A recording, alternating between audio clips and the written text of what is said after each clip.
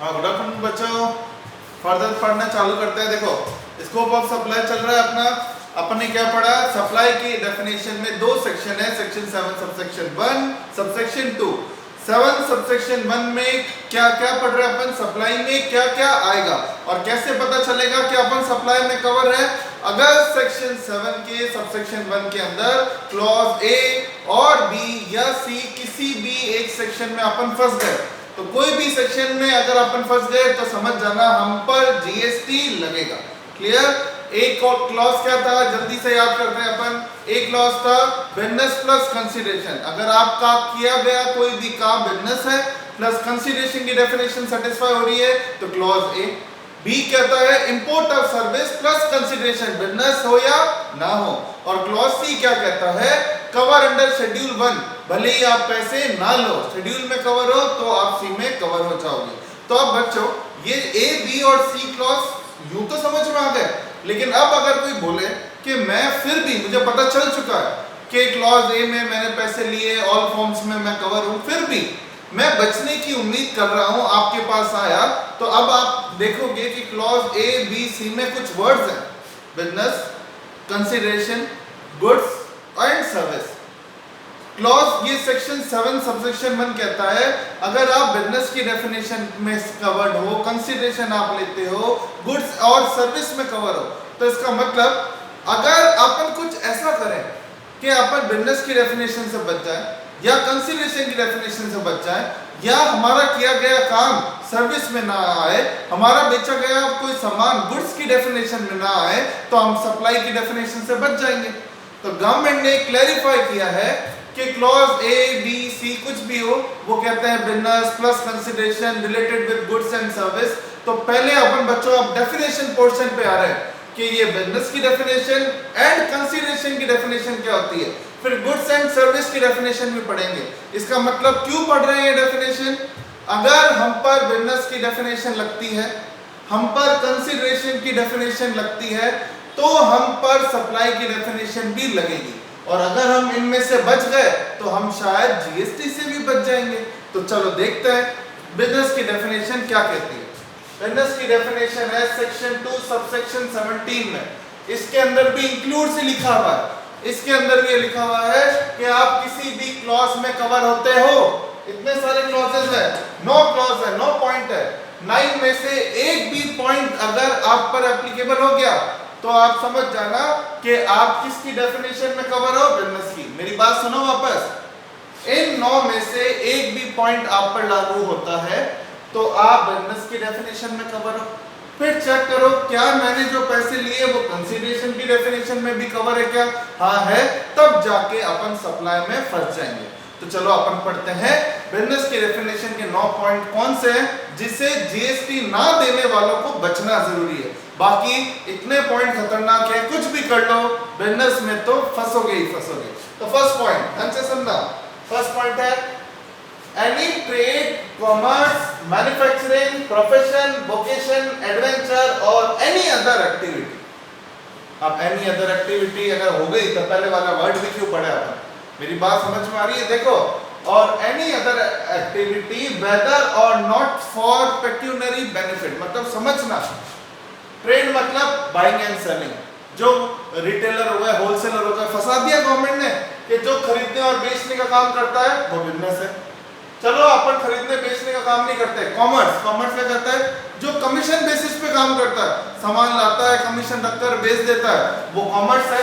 वो trade and commerce भी business है। एक कहता है ना मैं खरीदने बेचने का काम करता हूँ, ना कमीशन का काम करता हूँ, मैं तो कुछ बनाता हूँ, मैं तो टेलर हूँ, तो गवर्नमेंट कहते हैं तुम मैन्युफैक्चरिंग है, ठीक है, वो भी बिजनेस में आएगा। एक कहता है मैं डॉक्टर, सीएस, लॉयर, इंजीनियर हूँ, तो तू प्रोफेशन करता है, तो भी बिजनेस की डेफिनेशन में आएगा। और वोकेशन, चलो ये तो बच्चों वैसे भी बिजनेस में आता है। वोकेशन, वोकेशन मतलब क्या? वोकेशन का डिक्शनरी मीनिंग होता है टाइम पास। अभी कोरोना में कई लोग घर बैठे हैं और उन्होंने कहा घर बैठे बैठे ही चलो यूट्यूब पे वीडियो बना के नेट पे डालेंगे और पैसे लेंगे। टाइम पास का काम है, थोड़ा बहुत घंटे 2 घंटे वीडियो बनाई, पैसा आ गया तो ठीक है। गया घंटे 2 घंटे घर पे ही किसी को होम ट्यूशन पढ़ा लिया टाइम पास के लिए। अब से वो टाइम पास नहीं है, वो वोकेशन है। और वो टाइम पास भी किस किसकी डेफिनेशन में आ रहा है? बिजनेस की। तो मतलब आप घर पे कोई होम ट्यूशन ले रहा है तो वो भी सप्लाई की डेफिनेशन में कवर हो जाएगा। समझ में आया? अगर वो फीस लेगा तो ठीक है। तो वोकेशन मतलब क्लियर। नेक्स्ट है एडवेंचर। एडवेंचर मतलब क्या? जैसे कि मैंने सोचा कि भाई ठीक है बच्चे पढ़ने में इंटरेस्टेड है, मुझसे जीएसटी मेरा पढ़ा है, थोड़ा बहुत समझ में आया बच्चों को, जोश खा के मैंने बुक छाप दी। मेरी बुक छापी 5-10 बुकें बिकी और मैंने क्या, अब मैं क्या बोल रहा हूँ, 5 किताबें बिकी है। काय का जीएसटी? गवर्नमेंट कहती है तुम्हारी सोच तो लंबी चलने की थी ना, तुमने एडवेंचर ट्राई मार के देखा। एडवेंचर मतलब आपका बिजनेस चले या ना चले उससे फर्क नहीं पड़ता, आपने कोई नया काम ट्राई मारा और पैसे लिए। 4 बुकों के तो पैसे लिए ना मैंने, 4 किताबों के, तो वो 4 किताबों के पैसे लेना भी एडवेंचर है जो कि बिजनेस में कवर होगा। क्लियर हो रहा है? और एनी अदर एक्टिविटी, और इसके अलावा भी आपने कोई भी काम करते हो जो बिजनेस में नहीं आता, प्रोफेशन में नहीं आता, ट्रेड, कॉमर्स, टाइम पास किसी में नहीं आता, वो सारी एक्टिविटी भी बिजनेस होगी। ये देखो लाइन जो लिखी हुई है, वेदर और not for pecuniary benefit. Whether और नॉट फॉर पेक्यूनरी बेनिफिट मतलब बच्चों समझना, पेक्यूनरी बेनिफिट मतलब चाहे मेरा पैसे कमाने का इंटेंशन हो या ना हो। क्या मतलब हुआ इसका? ये बात अच्छे से समझना। इस बार मैंने देखा कि भाई कोरोना टाइम पीरियड में कमाई तो मुश्किल है, जितना खर्चा है यहाँ के इंस्टीट्यूट का उतना ही कवर हो जाए, तो 1000 रुपए पर स्टूडेंट मेरा खर्चा आता है और मैं बच्चों से भी 1000 रुपए ले रहा हूँ, या छोड़ो 900 रुपए ले रहा हूँ, मैं थोड़ा बहुत लॉस खा लूंगा, इंस्टीट्यूट तो बना रहेगा, तो मैंने 1000 रुपए खर्चे की जगह 900 रुपए लिए बच्चे से, तो गवर्नमेंट कहती है तो भी जीएसटी लगेगा। ये मत सोचो कि पैसे नहीं कमा रहा तो जीएसटी नहीं लगेगा।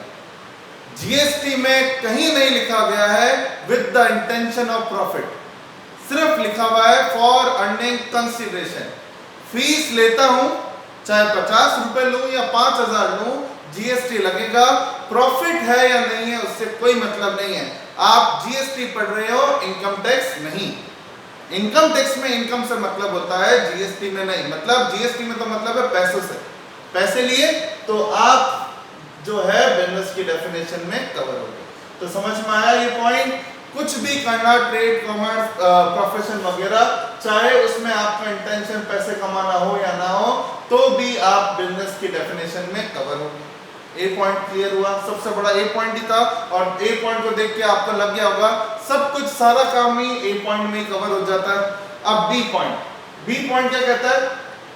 एनी एक्टिविटी और ट्रांजैक्शन इंसिडेंटल और एंसिलरी टू क्लॉज ए। क्या बी सिर्फ ए को क्लैरिफाई कर रहा है? मतलब क्या कहता है बी पॉइंट?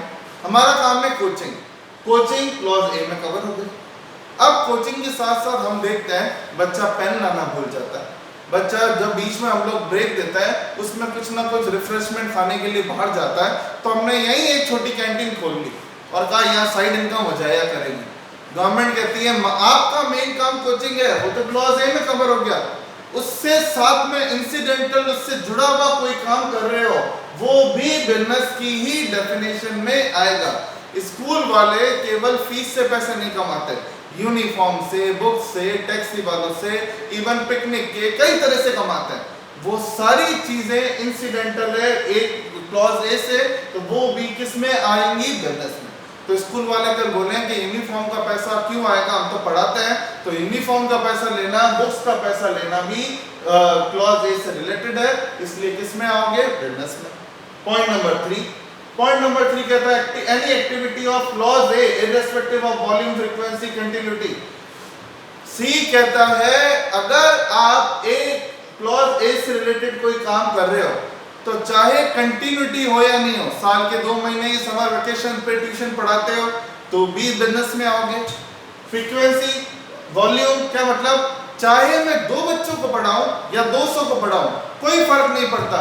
अगर मैं क्लॉज ए में कवर हूं, टाइम पास के लिए बच्चों को पढ़ा रहा हूं, अब चाहे 2 ही बच्चे हैं, गवर्नमेंट से हाथ जोड़ के मत जाना कि 2 ही तो बच्चे हैं, कोई बात नहीं, 2 ही है, 2 बच्चे भी चाहे हों, आप बिजनेस की डेफिनेशन में कवर हो। सी पॉइंट ए को क्लैरिफाई कर रहा है कि गवर्नमेंट को जब तय कर लिया है कि आप बिजनेस की डेफिनेशन में आओगे, तो बिजनेस की डेफिनेशन के लिए आपकी कंटिन्यूटी, रेगुलरिटी, वॉल्यूम नहीं देखा जाएगा। कम बच्चों को पढ़ाओ, कंटिन्यूटी ना रखो, कोई फर्क नहीं पड़ता, आप बिजनेस में कवर हो। क्लॉज सी खत्म। Clause D. डी क्या है? डी बड़ा इंपॉर्टेंट पॉइंट है बच्चों, मेरी बात सुनो। अभी हमने देखा हमारे पास इंस्टीट्यूट बार बार एग्जांपल इसलिए लेता हूँ थोड़ा क्लियर भी हो जाए। हमारे इंस्टीट्यूट में 4 रूम्स हैं। अभी देखा कि अगले 1 साल तक तो 2 ही रूम, 2 या 3 रूम भरेंगे। एक रूम के अंदर एसी वगैरह लगा हुआ है, काम का नहीं। एसी हमारे लिए क्या है? Capital goods. हमारा काम क्या है? ट्यूशन पढ़ाना। तो ट्यूशन पढ़ाना तो क्लॉज ए में कवर है। डी पॉइंट क्या कहता है? डी पॉइंट कहता है ट्यूशन के अंदर जो एसेट है हमारी, वो तो हमारा बिजनेस नहीं है ना, उस एसेट को बेचना भी बिजनेस ही कहलाएगा। लो बताओ, बात समझ में आ रही है? ट्यूशन पढ़ाना बिजनेस है, क्लॉज ए में कवर। ट्यूशन के बच्चों को समोसा खिलाकर पैसे कमाना क्लॉज बी में कवर है। समझ में आया? 10 की जगह 3 बच्चों का आना भी बिजनेस की डेफिनेशन में कवर है। अब एसी की जरूरत नहीं है, ट्यूशन का एसी उठाकर बेच दिया जबकि बिजनेस नहीं है, तो भी आप क्लॉज डी में कवर है। समझ में आया? तो इंस्टीट्यूट की कोई ये मार्कर भी मैंने उठाकर अगर बेच दिया है तो भी गवर्नमेंट मुझे बिजनेस में डेफिनेशन में कवर करेगी। ये नहीं पूछेगी कि आपका मार्कर स्टेशनरी की दुकान थोड़ी है। क्लियर हुआ? ठीक है, समझ में आ रहा है? लेकिन मैंने एसी कहाँ बोला? कई बार लोग समझ नहीं पाते, मैंने बोला है कोचिंग वाला एसी। मैंने मेरे घर पे लगा हुआ एसी नहीं बोला। घर पे लगा हुआ एसी बेचा तो वो बिजनेस में नहीं है, ना वो क्लॉज ए में कवर है, ना बी में कवर है, ना सी में कवर है। तो घर का एसी बेचो, पर्सनल एसेट बेचो, कैपिटल गुड्स नहीं। कैपिटल गुड्स मतलब which are used in business. तो बिजनेस में जो एसेट काम आती है उसको बेचोगे तो जीएसटी लगेगा, तो बिजनेस में कवर होगे। घर का एसी बेचा, बिजनेस में कवर नहीं होंगे। ऐसे पॉइंट्स कहीं ना कहीं नोटबुक में लिखते भी जाना, वैसे लिखे हुए भी है, फिर भी आपको और क्लियरिफाई कर देंगे। Fifth point, any facility of club और एसोसिएशन टू मेंबर्स। उम्मीद क्लब का नाम सुना होगा। बहुत सारे क्लब होते हैं जो केवल मेंबर्स को सर्विस देते हैं। अपने मेंबर्स को ही सर्विस देके पैसे कमाना भी बिजनेस की डेफिनेशन में कवर होगा। क्लियर? ज्यादा कोई भारी पॉइंट नहीं है। क्लियर? फिर आप ये नहीं कह सकते केवल हमारे यहाँ मेंबर्स आते होंगे तो भी बिजनेस में कवर होगा। Next, any admission for consideration to any premises. Admission, किसी मूवी हॉल में एंटर करना, किसी टीवी शो में जाना, या फिर क्या बोलते हैं क्रिकेट का आईपीएल मैच के लिए ग्राउंड में जाना, ये एडमिशन के लिए फीस लेते हैं। तो एडमिशन फीस, आप कहोगे कि आईपीएल वालों हमारा काम है क्रिकेट खिलवाना, होगा, लेकिन आपकी कमाई क्या है? लोगों को एडमिशन देके पैसे ले रहे हो, तो आप पर क्या लगेगा? जीएसटी। क्यों? क्योंकि आप बिजनेस की डेफिनेशन में कवर हो।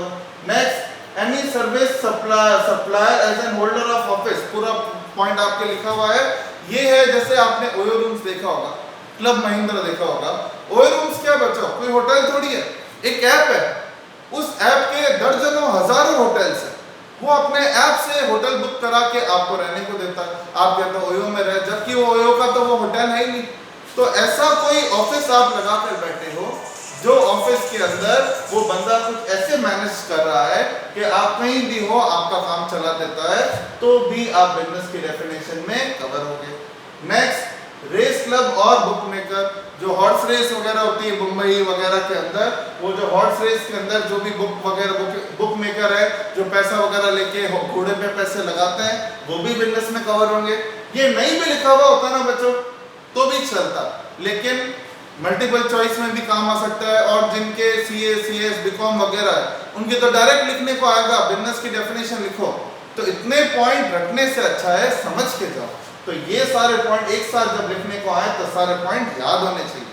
क्लियर? और लास्ट सबसे इंपॉर्टेंट, मैंने ऊपर जितने भी पॉइंट बताए उसमें से लगभग सारे पॉइंट कवर हो गए, ये बात मैं भी मानता हूं। लेकिन एक ऐसा बंदा है जो अभी तक कवर नहीं हुआ और इंडिया में सबसे बड़ा काम तो उसी का ही है। मतलब मेरी बात समझना, एक बंदा बिजनेस कर रहा है, पैसे भी ले रहा है, लेकिन ऊपर में से किसी भी पॉइंट में कवर भी नहीं हो रहा। ऐसा कौन बन गया? सबसे बड़ा बच गया गवर्नमेंट खुद।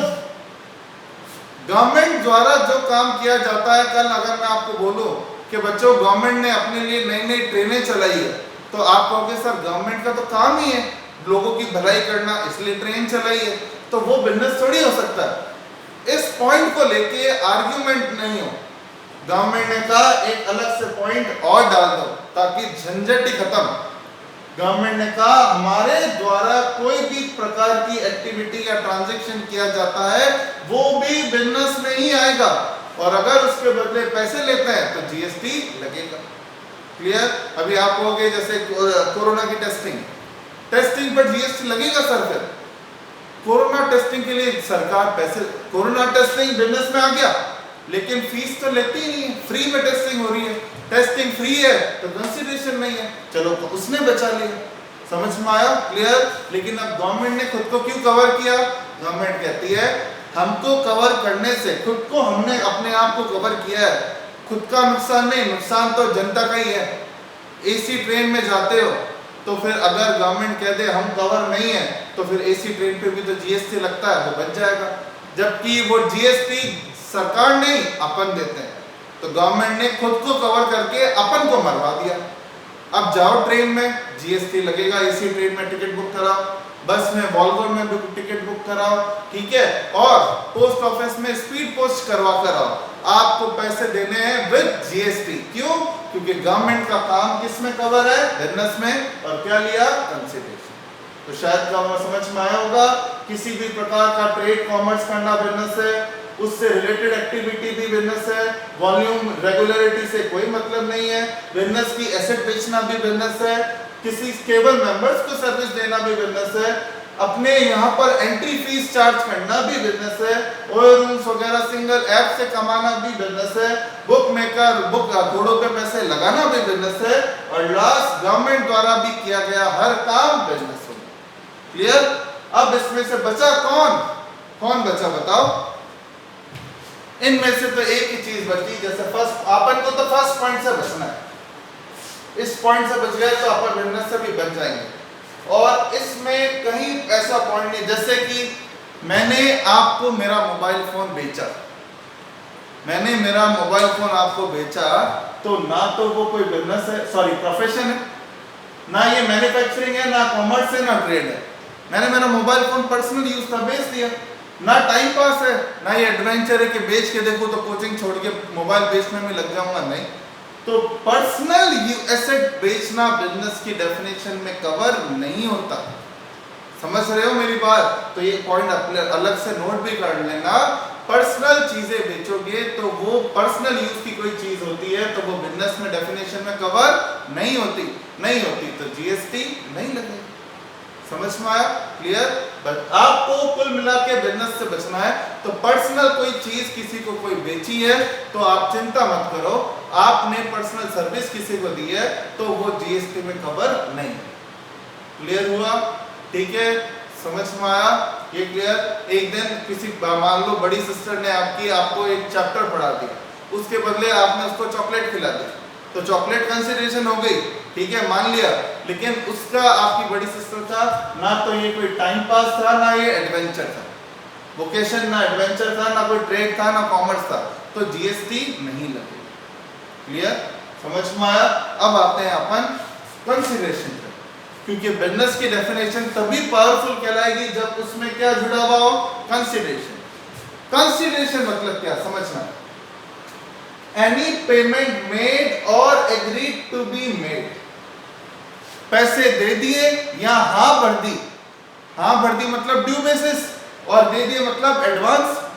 एडवांस भी कंसिडरेशन है, हाँ भरना भी कंसिडरेशन है। वो payment in monetary value of act और फॉरबेयरेंस। क्या मतलब हुआ? देखो कंसिडरेशन की डेफिनेशन है payment made agreed to be made in monetary value of any act और फॉरबेयरेंस। यहां तक ही पढ़ते हैं एक बार। इस लाइन का मतलब तो क्लियर हो गया, पैसे दे दिए या दे दोगे। इस लाइन का मतलब क्या है? मॉनेटरी वैल्यू ऑफ एक्ट और फॉरबेयरेंस। जो भी कुछ देना है उसमें की मनी में वैल्यू होनी चाहिए। आशीर्वाद दे दिया कि तूने मेरा ये काम कर दिया, ये आशीर्वाद ले ले, वो आशीर्वाद जो है वो मॉनेटरी टर्म्स में नहीं कैलकुलेट हो सकता। तो आशीर्वाद नहीं कैलकुलेट हो सकता तो वो कंसिडरेशन नहीं है। जो भी कुछ मिला हो उसको मनी वैल्यू में कन्वर्ट कर देना हो। मोबाइल फोन भी मनी वैल्यू में कन्वर्ट होता है, पैसे भी होते हैं, तो वो तो कंसिडरेशन कहलाएगा। और ये फॉरबेरेंस मतलब क्या होता है बच्चों? कुछ ना करने के लिए भी पैसा लेना कंसिडरेशन है। फॉर एग्जाम्पल, पड़ोस में एक टीचर है, मैंने कहा यूं थोड़े मेरे कम बच्चे हैं और आप पढ़ा लो और भी कम हो जाएंगे। उन्होंने कहा ठीक है नहीं पढ़ाऊंगा, ला 5,000 रुपए ला, ट्यूशन नहीं पढ़ाऊंगा। मैंने इनको 5,000 रुपए दिए बिजनेस ना करने के। अब कोई बोले सर ये कंसिडरेशन थोड़ी हुआ, क्योंकि कंसिडरेशन मतलब मॉनेटरी वैल्यू और एक्ट और फॉरबेरेंस, कुछ ना करने के लिए भी पैसे लेना क्या कहलाएगा? कंसिडरेशन। समझ में आया इसका मतलब? तो वो जो भी चीज आपको मिलने वाली है, पेमेंट मिलने वाला है, वो किस में होना चाहिए? मॉनेटरी वैल्यू में। ठीक है, समझ में आया? आगे अब क्या लिखा हुआ है? इन रेस्पेक्ट टू और फॉर द इंड्यूसमेंट ऑफ, जो पैसे आपको दे दिए या दे देगा, इन रेस्पेक्ट ऑफ टू और फॉर द इंड्यूसमेंट ऑफ। अब इसका मतलब क्या है? इन रेस्पेक्ट ऑफ मतलब क्या हुआ? जितने मांगे उतने दिए। आपने फीस पूछी, मैंने बताई, जितनी बताई उतनी दे दी, तो वो होता है इन रेस्पेक्ट ऑफ। तो इन रेस्पेक्ट ऑफ भी कंसिडरेशन कहलाएगा, इन रेस्पेक्ट टू भी कहलाएगा। इन रेस्पेक्ट टू मतलब मैंने मांगे नहीं, आप पर छोड़ दिए। मतलब बाहर एक बॉक्स रख दिया कि भाई मैं यहाँ पढ़ा रहा हूँ, जिसकी जो इच्छा है उस बॉक्स में डाल देना। कहीं रिलीजियस प्लेसेस वगैरह में होता है ना कि आप अपनी श्रद्धा से पैसे डाल के चले जाओ, हम मांग नहीं रहे, श्रद्धा आपकी। समझना? श्रद्धा मतलब मन की श्रद्धा। ठीक है, तो अब उसमें क्या हुआ? इन रेस्पेक्ट टू मतलब क्या? इन रेस्पेक्ट टू में आपने अपने हिसाब से जो मन में आया उस बॉक्स में डाल दिया कि सर की फीस दे दी। तो मैं ये नहीं कह सकता मैंने मांगे कब, ये तो लोगों ने श्रद्धा से पैसे दिए, तो वो श्रद्धा से पैसे देना भी इन रेस्पेक्ट टू कहलाएगा। और क्या कहलाएगा? कंसिडरेशन। ठीक है, तो मांगने पर उतने ही दे देना। नेक्स्ट, सामने वाले की इच्छा पे छोड़ देना। और third, for the inducement of, आप लोग मेरे पे छोड़ देना कि आपकी जो इच्छा है ले लेना फीस। ठीक है, मतलब मेरे को एक ब्लैंक चेक दे दिया कि भर लेना, आपकी फीस आपकी हो जाएगी, हम कभी नहीं बोलेंगे कि इतने ही देंगे उतने ही देंगे। तो उसको बोलते हैं फॉर द इंड्यूसमेंट। बहुत कम होता है ऐसा। ठीक है, ये होता है बड़े बड़े एक्टर्स वगैरह जो होते हैं, उनको डायरेक्टर्स वगैरह जब साइन कराने जाते हैं तो खाली चेक पकड़ा देता है कि भाई आपकी जो इच्छा है चेक भर लेना, आपको हमने मूवी पे साइन कर दिया। ठीक है, तो वो होता है for the inducement of. Clear? तो अगर एग्जाम में आता है आपको कुछ पैसे मिले या मिल जाएंगे, जितने मांगे उतने, सामने वाले की इच्छा से या आपकी इच्छा से, सब क्या कहलाएगा? कंसिडरेशन। लेकिन वो पैसा या तो गुड्स से रिलेटेड होगा या किससे रिलेटेड होगा? सर्विस से। ऑब्वियस सी बात है, अगर ये नहीं भी लिखता तो भी आपको पता था। लेकिन आगे क्या लिखा हुआ है? सप्लाई ऑफ गुड्स और सर्विस बाय रिसीवर और बाय एनी अदर पर्सन। मतलब आपकी फीस आप लाए तो भी कंसिडरेशन है, आपकी फीस आपके घर वालों में से कोई और लाया, आपके फ्रेंड ने आपकी फीस चुका दी, कोई फर्क नहीं पड़ता। हमें फीस मिल गई हमारे काम की, चाहे खुद से आए या किसी और से आए, वो सब क्या कहलाएगा? कंसिडरेशन। तो ये है बच्चों कंसिडरेशन। जो भी चीज मॉनेटरी वैल्यू में आ गई, आ जाएगी, जितने मांगी उतनी अपने हिसाब से, तो उसे कंसिडरेशन बोलेंगे। तो अब बात होती है, तो सर फिर कंसिडरेशन किसको नहीं बोलेंगे? मतलब जो चीज मनी वैल्यू में नहीं है उसको तो चलो बोलेंगे ही नहीं, लेकिन मनी वैल्यू में होने के बावजूद भी किसको कंसिडरेशन नहीं बोलेंगे? पहला, किसको नहीं बोलेंगे? Subsidy by government. सरकार कई तरह से बड़े बड़े फैक्ट्रीज, इंडस्ट्रियलिस्ट को बोलती है आप नई मशीन खरीदो, मशीन का 20% हम देंगे। तो सरकार ने आपको 20% पैसा दिया मशीन का, लेकिन गवर्नमेंट कहती है उसे हम कंसिडरेशन नहीं बोलेंगे, क्योंकि हम जानबूझ के उसको पैसे दे रहे हैं। सब्सिडी सुना होगा आपने, सब्सिडी इसलिए दी जाती है ताकि आप प्रमोट हो। क्लियर? तो सब्सिडी जो होगी, जो सरकार देगी, याद रखना, उसको अपन कंसिडरेशन नहीं बोलेंगे। क्लियर हुआ ये पॉइंट? और एक लास्ट पॉइंट, कॉलेज के अंदर आप लोग फीस जमा कराते हो 10,000, कॉलेज वाले बोलते हैं फीस 8,000 है, 2,000 क्वेश्चन मनी रिफंडेबल अमाउंट है, जब आप डिग्री लेने आओगे तो ये 2,000 रिफंड हो जाएंगे। बच्चों जब रिफंड ही हो जाएंगे तो वो फीस कैसी हुई? मेरी बात समझ में आई? सिक्योरिटी हुई। तो जो अमाउंट रिफंडेबल होता है, वापस दे दिया जाएगा, उस पर टैक्स कैसे लगा सकते हो? इसलिए गवर्नमेंट कहती है रिफंडेबल और security amount shall not treated as consideration.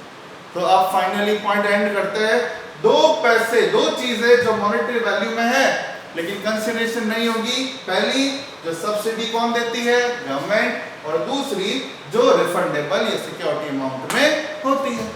Clear? तो ये हुई आपकी दो definition, consideration and business. Next goods and service पढ़ेंगे इसके बाद।